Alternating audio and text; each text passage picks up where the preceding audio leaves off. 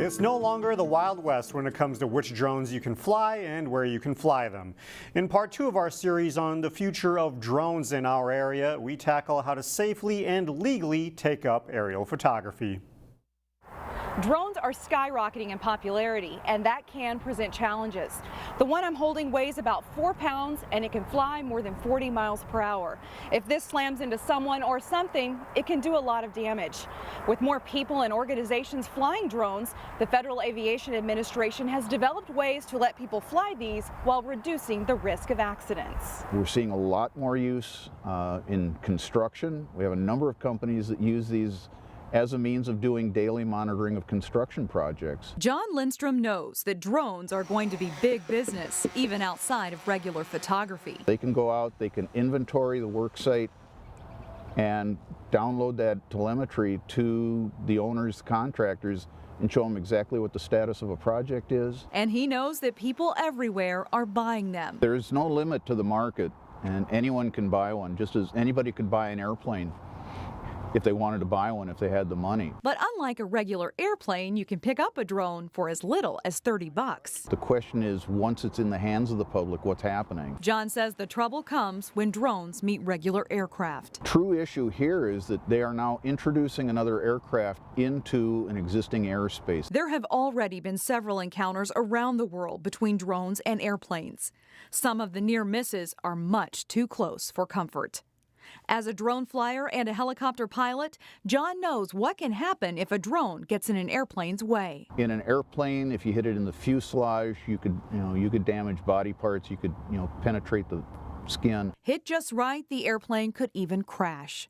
So how can drone flyers and pilots safely coexist?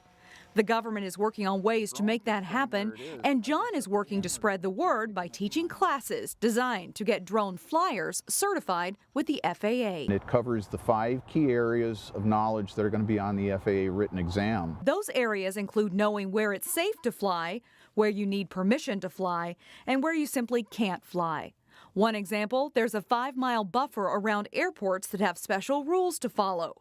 And you've got to watch how high you fly. Where we are right here at the Hennepin Technical College, we are actually limited to a 200-foot altitude because we are directly under the approach path into the 2 main runways. People breaking the rules can be fined and even criminally charged. And if they cause an accident, they are responsible for any damage they inflict with the drone. And that would include any incursions with other aircraft in the airspace. Which is why John says it's important to learn about the rules before you fly. One of the key reasons why we're doing this is for the people that want to do it right.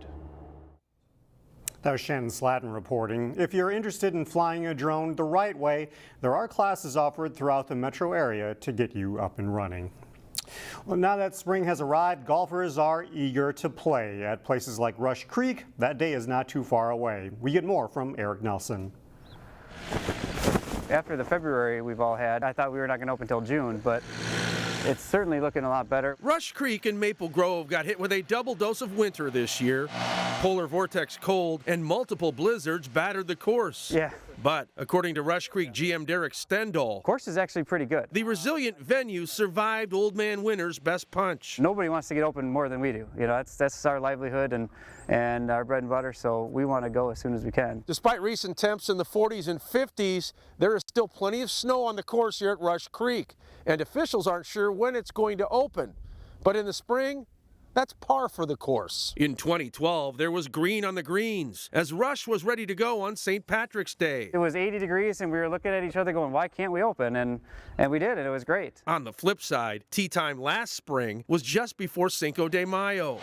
This week, workers are busy getting the course ready for the upcoming golf season. The big thing for us was a lot of ice. Soon the tarps will be pulled off the greens and the ice and snow will melt away. In this area, Maple Grove, we had a lot of ice that came down in December and then has stayed. So once that goes, then we can kind of see what we were dealing with as far as turf conditions. In Maple Grove, I'm Eric Nelson, CCX News. Today's school spotlight shines on a charter school in Maple Grove. Eric Nelson has more on Parnassus Preparatory School, a tuition-free school that helps students become college ready. Parnassus Charter School in Maple Grove has been around for less than a decade. In that span of time, the school has quickly attracted more students. It's very encouraging to see how much we've grown in the last 8 years in terms of our student population. This K-12 prep school is tuition free, and enrollment has ballooned to 1,100.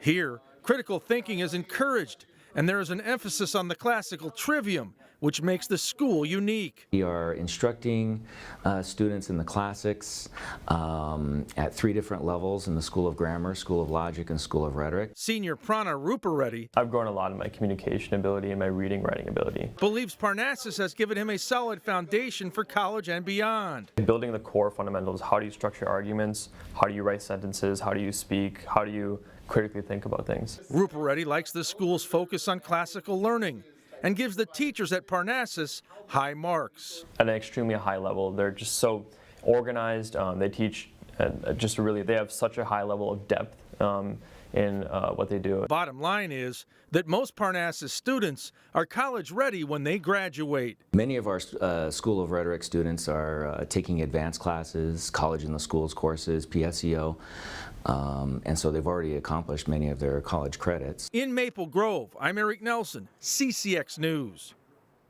Visitors to the Hamel VFW got a chance to take part in a sock hop Saturday night. Here's that.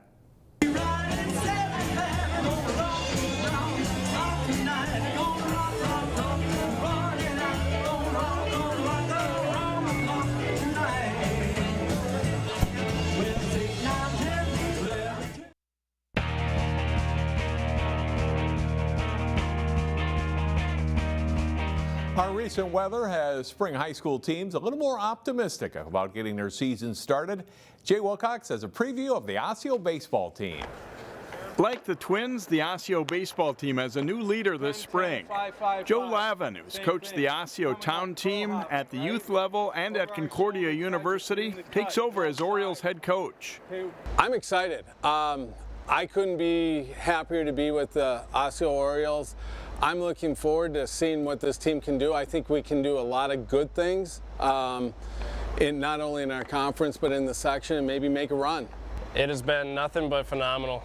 A lot of positivity. He really keeps us going and makes us look forward to the season a lot more. The Orioles do have some key returners to build around. They include shortstop pitcher Jacob Contreras, pitcher first baseman A.J. Valeri, and catcher John Klein. Pitching is a vital part of the sport, and the Orioles are confident with what they have on the mound. Yeah, some of the kids have definitely gotten bigger and better, but that all comes with hard work in the off-season and dedication too. Pitching is definitely our strong suit. A lot of returners coming back this year. Our hitting, it'll come once the season progresses. Well, our strength this year is going to be pitching. We have all of our pitchers back this year. Many of our returning infielders, outfielders, our catcher John Klein's back. Osseo won just 3 games in a tough season last spring. The general feeling, though, is that they aren't far off from being a pretty good team. If the hard work that's been shown in early practices continues, the win total is likely to go up. I'd say our main goal is honestly the section championship, but we got to take it game by game. You know, a big difference coming from 3 wins last year. We got to definitely work off that, but I think we're looking good this year. We definitely have a chance to move up in the conference. Last year was just a rebuilding year for us, and this year we're going to go at it. The Orioles are in Tampa this week for a baseball-filled spring break. They're hoping to hit the ground running when they return to Minnesota. Jay Wilcox, CCX Sports. The Orioles are slated to start the season April 9th at Centennial.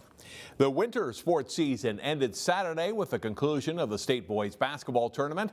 On this week's Sports Jam show on CCX, Jay Wilcox and I reveal the selections for this area's all-area teams in boys and girls basketball and hockey. Here's part of what you'll see. Our loaded group of forwards includes Maple Grove's number 14, Trevor Kukkonen. The Michigan Tech signee had 23 goals and 24 assists, helping the Crimson to a Section 5 AA runner-up finish as one of their top leaders. White Center's number 6, Alexa Osseo, was one of a number of talented forwards for the 20-win Trojans. Osseo netted 22 goals to go along with 15 assists. The junior captain won the Trojans' Hoey Baker Award and will play D1 college hockey at Sacred Heart. Aja Wheeler is Cooper's all-time leading scorer after wrapping up a great career that included leading the Hawks to their first 2 state tournaments and a Class 3A championship in her junior season. A great finisher with either hand on her relentless drives, Wheeler averaged 16 points and 8 rebounds per game for the Hawks. Hopkins guard number 12, Kerwin Walton, is one of the top juniors in the state. A dangerous outside shooter, the All-Lake Conference guard was the team's second leading scorer at 17 points per game. Walton is an 87% free throw shooter and was named to the All-Tournament team at state.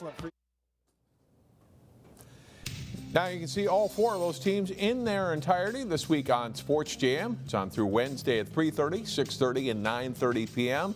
and 7 a.m. Wednesday and Thursday, or online at ccxmedia.org. That's all for sports. More news after this.